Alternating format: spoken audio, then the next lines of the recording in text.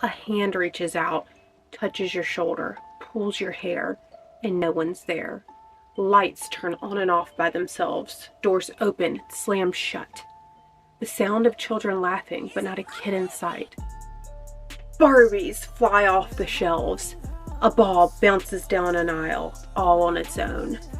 Yeah, this isn't your typical haunted house. This was the Toys R Us in Sunnyvale, California. Almost immediately after opening their Bay Area location in 1970, employees at the Toys R Us started reporting some strange occurrences.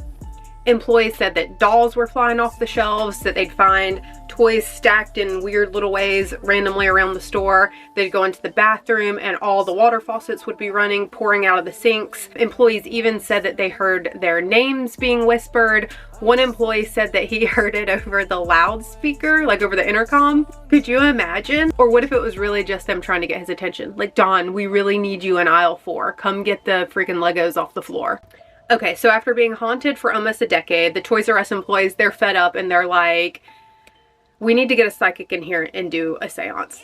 This is wild. I love it. So they call Sylvia Brown, do you remember her? And they're like, please do a seance in our Toys R Us and find out what the heck is going on. So Sylvia comes in, legit, after hours Toys R Us, hold a seance, and she makes contact with the other side and she reports back what she's found out. And she tells them that she makes contact with a Yanni or Johnny Johnson, who was a farmhand on the Murphy farm back in the mid to late 1800s. And Yanni/Johnny had it bad for the farmer's daughter Elizabeth, but Elizabeth was like, swipe left, not interested, and left him totally heartbroken.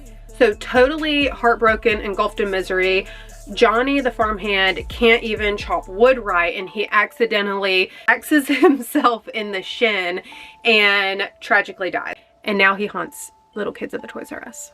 So according to the records, not all of the details from Sylvia's account really add up, but over the years, a lot of tragedies, deaths, they did occur on that land, which could factor into some of the paranormal activity that was reported there.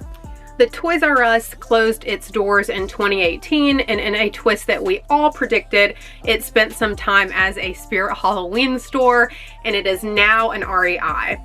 So let's hope the ghosts like camping.